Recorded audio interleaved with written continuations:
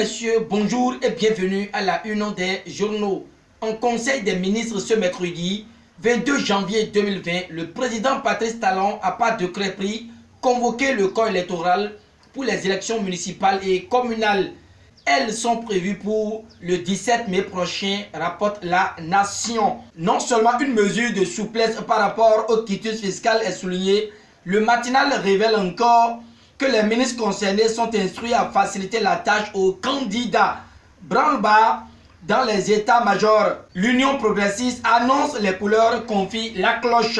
Sans nul doute, le Béninois libéré révèle que par rapport aux élections municipales et communales, Talon a fait son choix entre le bloc républicain et l'Union progressiste. Selon le journal de Aboubacar Takou, ces faits et gestes dévoilent déjà ce préférence entre les deux enfants de la cour. Pour s'en convaincre, il suffit de voir les quatre aspects ci-dessous. Primo, le premier responsable du bloc républicain est le ministre Abdoulaye Bio Tchadné. Secondo, les détenteurs des départements ministériels qui touchent directement la vie des populations, le développement, sont pour la plupart occupés par des membres du bloc républicain. Le Béninois libéré fait pas mal d'analyses afférentes aux postes de responsabilité et d'affinité vis-à-vis du président Patrice Talon et conclut que les membres du bloc républicain sont en pole position comparativement à ceux de l'Union progressiste. C'est au regard de ces aspects que le Béninois libéré notifie qu'on peut dire, sans risque de se tromper, que le préféré du père Talon n'est pas loin d'être le bloc républicain de Abdoulaye Bio Tchadné. Mais qu'en est-il de l'opposition béninoise, déjà que le déchaîné du jeudi découvre les forces Coripo et Bénin émergents dans leur pirogue pagaie à la main à côté du bateau de la résistance frappé par le naufrage du Titanic. Observant cet état de choses lié à la transhumance politique frappé en partie par le naufrage Titanic.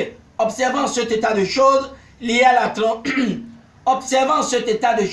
la transhumance politique, Matin Libre opine et écrit ceci: quand la rupture s'en accommode, le même quotidien va dans le domaine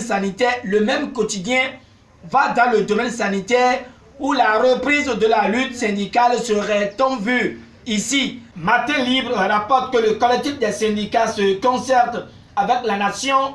C'est le secteur éducatif qui est à l'honneur. Pas de panique et le quotidien du service public annonce les mesures pour le retour des bénéficiaires de bourses d'études. Clap de fin pour la fuite des compétences, s'exclame la nation. Oui, l'État veut rentabiliser les allocations universitaires avec l'insertion professionnelle des boursiers, rallonge Bénin intelligent. À côté, la cloche confirme que les bénéficiaires de bourses vont désormais servir l'État après leur formation. Le gouvernement veut éviter la fuite des cerveaux, conclut nouvelle expression du secteur éducatif. Faisons un tour à l'Assemblée nationale où la primeur nous apprend qu'il y a cérémonie de présentation de vœux au président Louis Baounou Vlavonou. Heureux de l'ambiance qui a prévalu et de la joie qui a inondé les cœurs au cours de cette cérémonie qui a lieu hier au Parlement, la primeur note une satisfaction globale à tous les niveaux. Toujours à l'Assemblée nationale, et le même canard révèle que 58 députés sollicitent une session extraordinaire, certainement pour amorcer la révision du règlement intérieur de l'institution, soulevé par Info Plus dans sa parution du jour. Présent dans les kiosques ce jour, l'événement précis précise que le député Bako Arifari hisse le Bénin sur le toit du monde car élu président du Comité des droits de l'homme de l'Union interparlementaire. La douane béninoise a encore reçu un coup. C'est pourquoi Matin Libre relate que le service d'intervention rapide Bogo à Libori a intercepté 37 kg de chanvre indien. Un acte qui prouve une fois encore, d'après le Béninois libéré, que les hommes du directeur général des douanes, le colonel Charles Inoussa Sakaboko, refusent de dormir. C'est parce que le président Patrice Talon lui-même ne dort pas que l'indice de perception de la lutte contre la corruption a baissé. Et notre temps, le label signale que le score du Bénin crève l'écran de la notation en Afrique et se retrouve dans le top 10 des pays sondés par Transparency International. C'est le leader du jour qui nous file cette information et mentionne que l'Afrique reconnaît les efforts du pape de la rupture.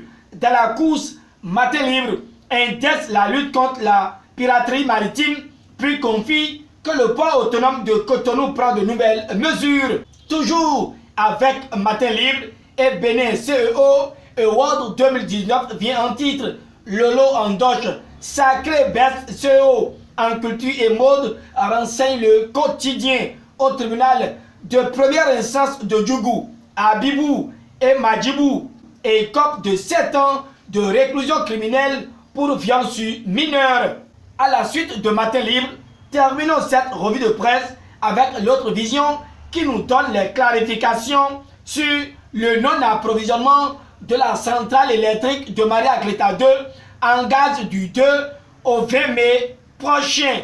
Informé, le confrère rend public que la Société béninoise d'énergie électrique SBEE rassure sa clientèle de la fourniture régulière et continue de l'énergie pendant toute la période.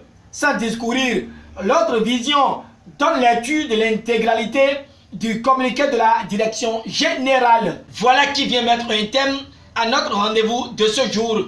Je ne saurais vous remercier pour votre attention toute particulière à l'égard de GS et Communication. Au revoir et à très bientôt.